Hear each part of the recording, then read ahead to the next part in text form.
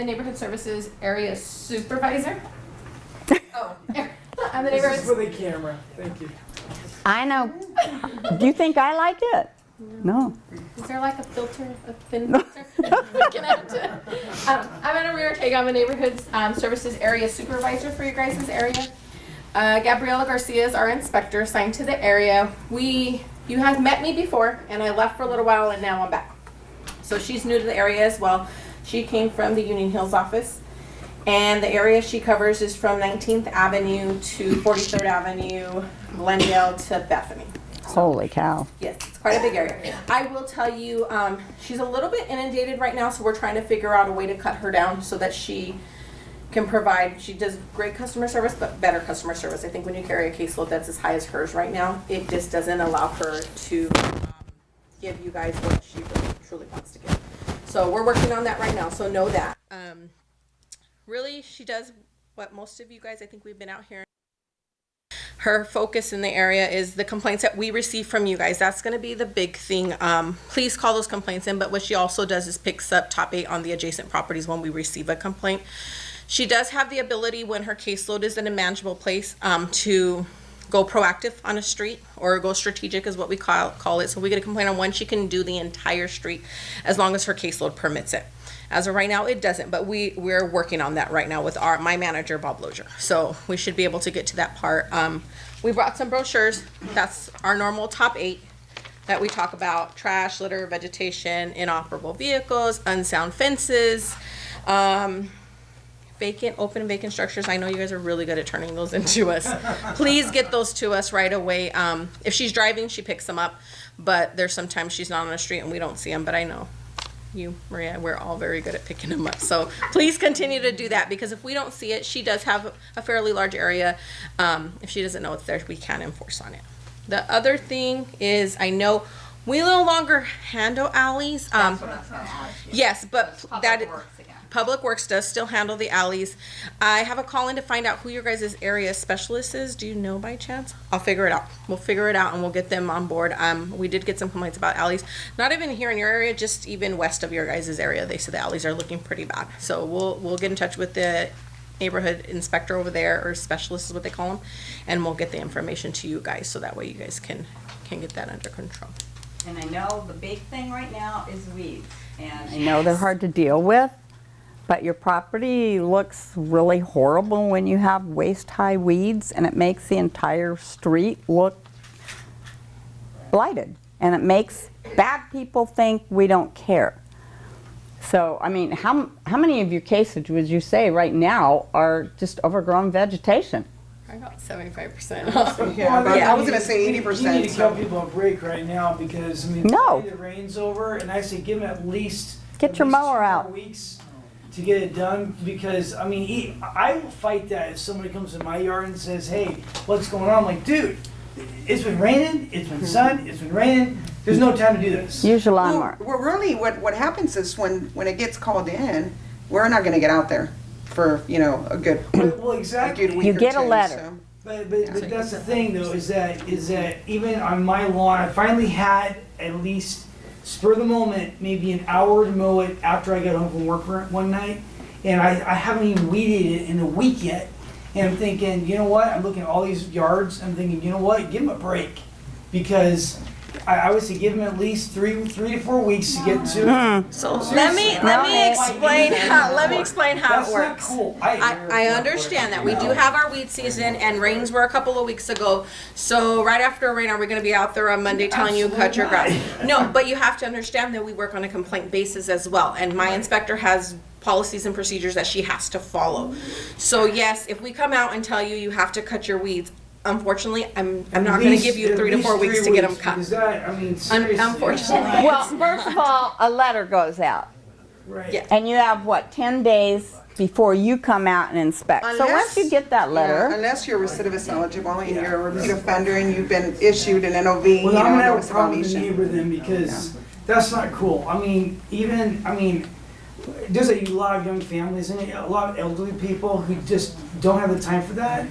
And so we have programs. So when we have programs where we have quite a bit of elderly people that just can't get out there physically and do it, or in other cases where there's things other than grass where they can't afford to fix it, we do have a volunteer assistance program that can help with those Right. things. But if you're a capable person of Right. going out there and doing it, and yes, I understand the rains come, but there's a part where we have to do our Well, job yeah, for your I neighborhood, understand, because that's but what's at gonna the keep same it time, clean. it's like I might be booked up for all March. I've got work going out right Down with the now, rain. and I am like, sorry.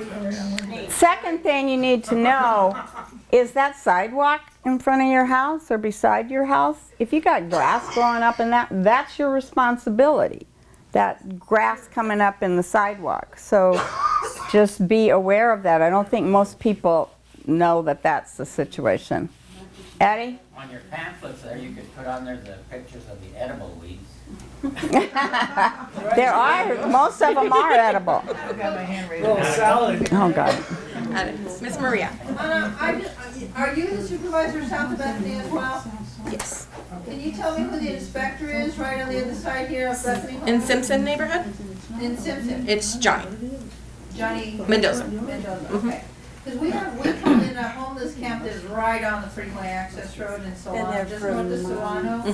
That corner property on the, it would be the northeast corner of Solano and I-17.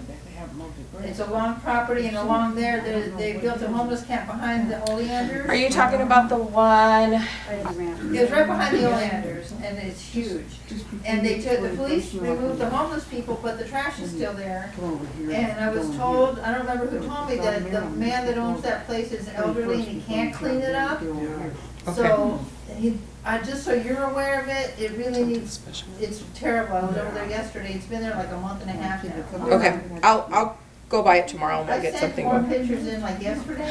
Okay, so I got that email, so I know exactly what you're talking about, and I know Lisa's working on it as well, so I'll get with her and Johnny. All right. Yeah. Okay, Oh, well, maybe are you I'm up? looking for Did the you have your hand up?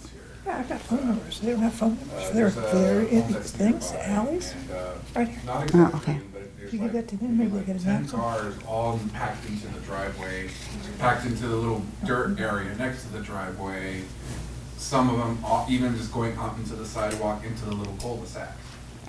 So, is there some kind of regulation there that the city can take on? Because, people walk by use the sidewalk all the time, and then it's like, they're obstructing the sidewalk with their 10 cars that they're having packed into their That's driveway that's PD, sticking out right? into It's a the mixture. cul-de-sac. I mean, So we, what can be done there? I've been taking pictures of that for like the last 2 months now. That's so PD. it's a mixture of both PD and us. So we can't regulate the amount of cars that somebody has on their property. What we can regulate is where they're parking them. So the little strip in the dirt, we can go out and let them know they either have to gravel it or they have to cease parking there.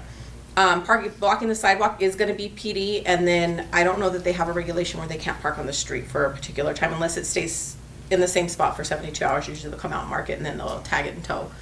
But the sidewalk will be PD, and we can work with the community action officer, and then we can get a case open for the non-dust proof parking on the property to do that. But if they're licensed and operable, we can't limit the amount of cars on the property. So if you can give me an address, maybe Is there afterwards. 45% parking? I was just gonna mention, Still work? yeah. Yes. So they But there can't is a park on limit. more than 45% of the required front yard.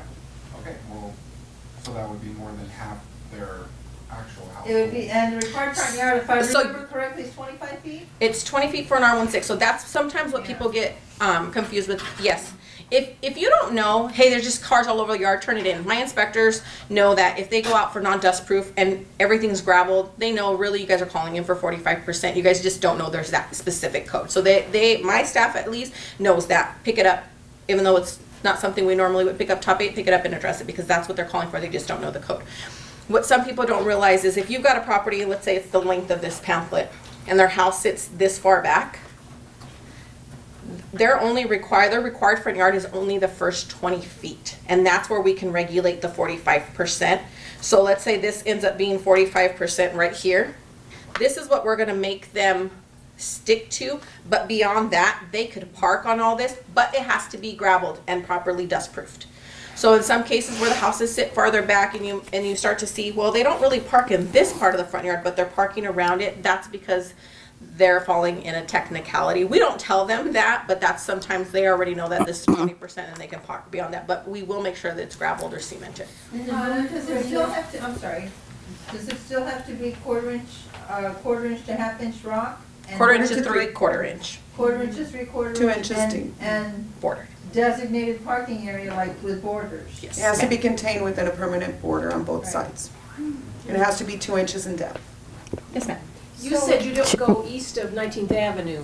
Is there another neighborhood services rep that takes that? Yes. Do you have the name for that? The supervisor in that area would be Bettina Manasari. I'm not exactly sure what staff member is assigned to that area, but we can definitely find out for you if you leave me your name. Or I'll give you Maribel? my card. Maribel, did you have a question? I was just asking Maria if we're not able to determine those specifics that you just spelled out for the parking area for the non-dust, if they have gravel or whatever, we can take pictures and report that to you and you'll You can determine- call it in.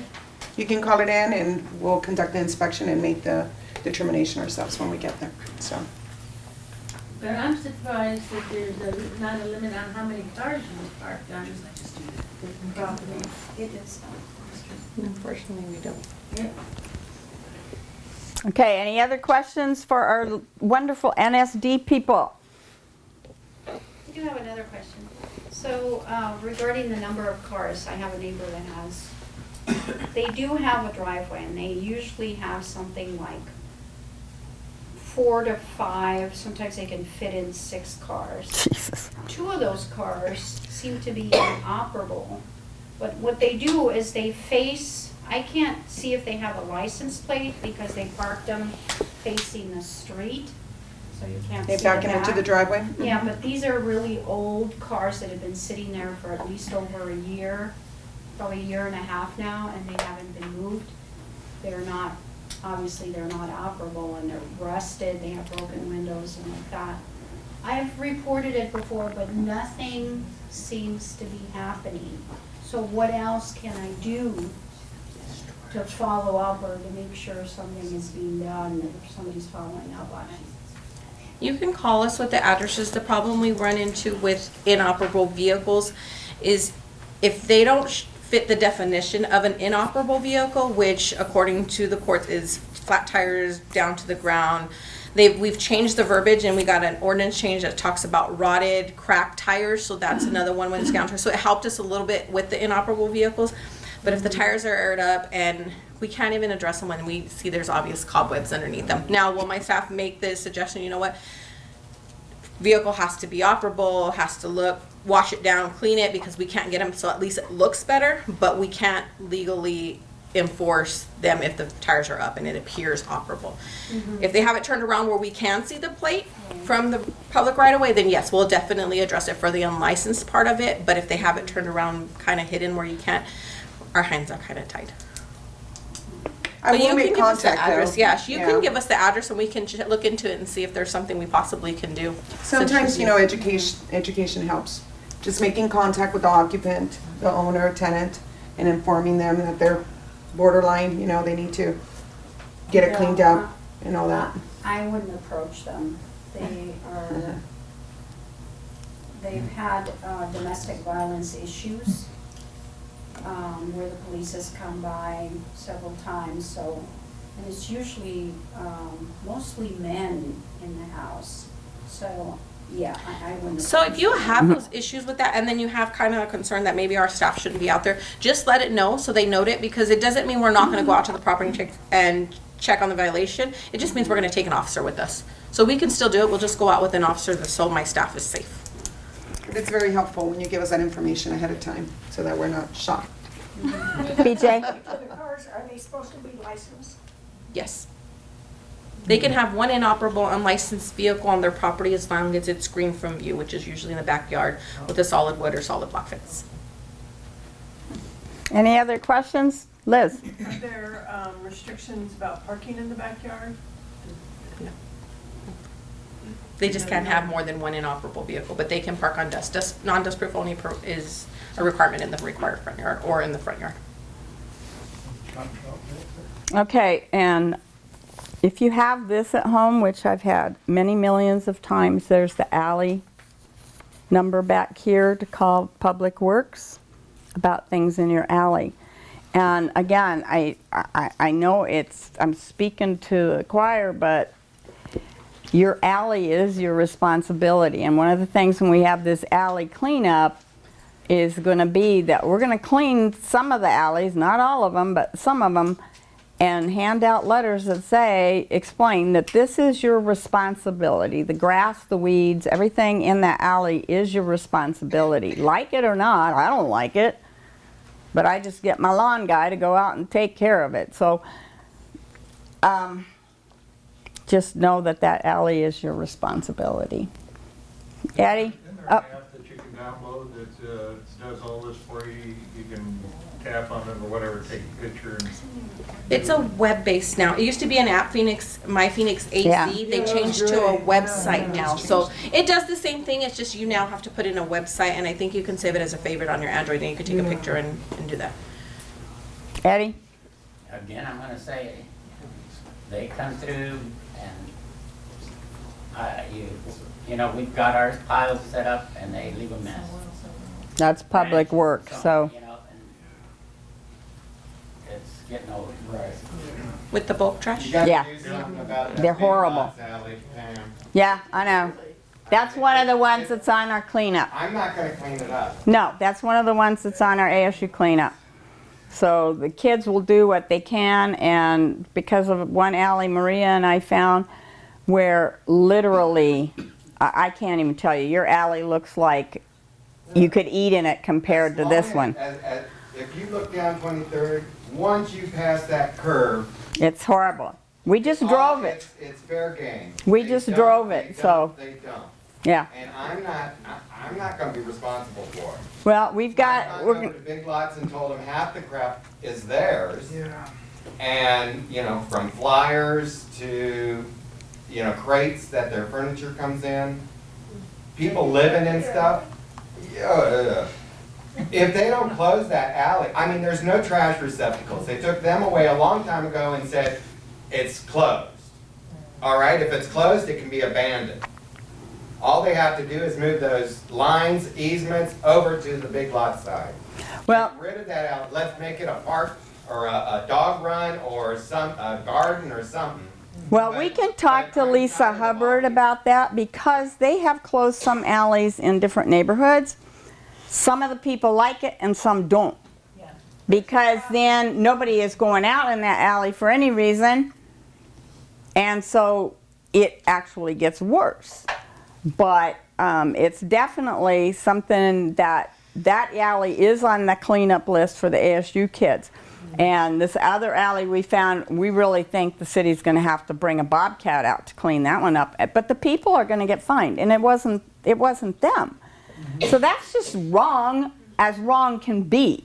But unfortunately, that's the way it is. And again, I'm sure Public Works, just like NSD, if you physically cannot do that, maybe they have help to get it done, like. I know they've helped us on some of our issues where they've come out and it's been a big thing. They bring out like their Kubota and they've helped. So I'm pretty sure we could talk to this Yeah, supervisor out there. because we called Joe Perez. and he did not call back. And that doesn't fly real well with me. Hey, have you been fined for all that stuff? Oh yeah. Oh, yeah, I've had to I fight see, the yeah. city on, you know, call them and say, this is not my responsibility. If you put a trash receptacle back there to where I don't have to lug it through my yard to get Yeah. my trash and then store it in my My yard, gate is like a big. that's a different story. But no. I know your alley's on that list too. It's But- the city's responsibility to enforce their ordinances. And right now, and they the do it. game plan is, and everybody on our alley, the weeds will grow as tall as the block wall because it keeps the trash away from our side of the alley. Well, we will have another discussion with Big Lots and the property manager at Big Lots because he's worked really hard to help with that Big Lots and keeping. Said anything about that block wall? Hasn't still? All right. I'll contact him. Apropos to that, if you can identify stuff that's dumped in the alley, it's not yours.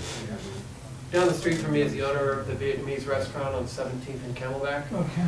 And my dumpster all of a sudden was full, my neighbor's dumpster was full, and I looked in and I saw Vietnamese restaurant.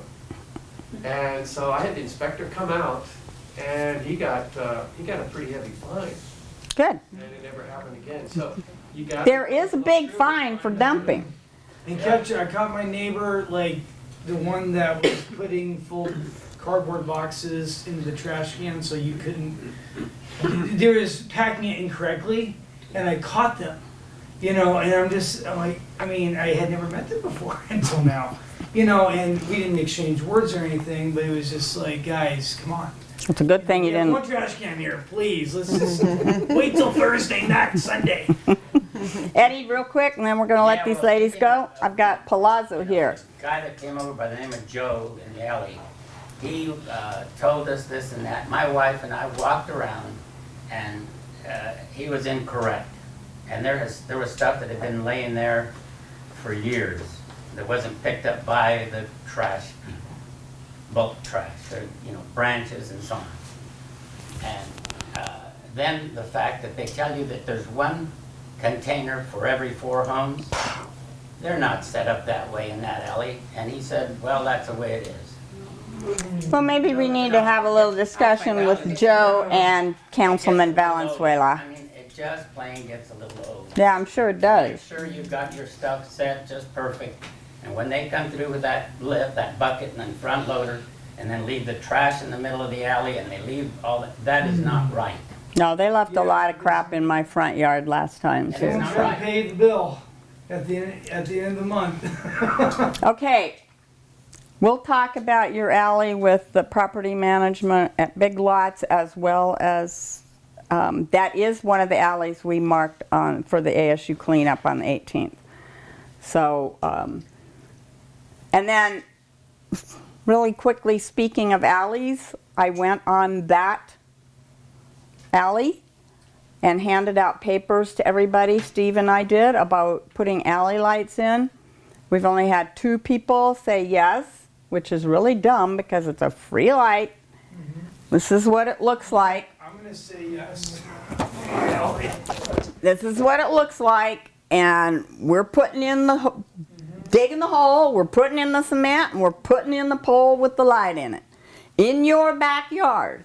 And so there's probably, we're hoping to do 5 or 6 on that alley, and they're motion detectors, so they're not on unless somebody goes by there or a kitty. But, you know, that's the best we can do, and that's kind of a trial, because we did get our new grant for next year. So we'll have more lights that we can do if we find that Steve knows how to work the light. We'll let him show you how it looks. But any more questions, or can we let these poor ladies go home? Nathan, quick. No, I'm just panning the camera. So really quick, my name is Gabriela, but everybody knows me as Gabby. I'm gonna leave some business cards here. And now she knows to wave at me. Yeah, I actually did wave at you. Yes, you did, but you didn't know who But I I kept was. going. Yeah.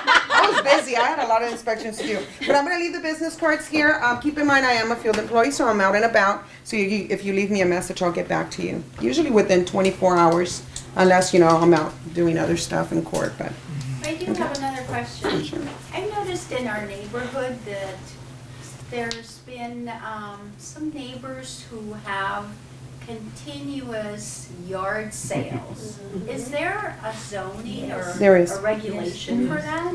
call it in. We will You address it. get what, 2 a year? 2. 3 a, 2.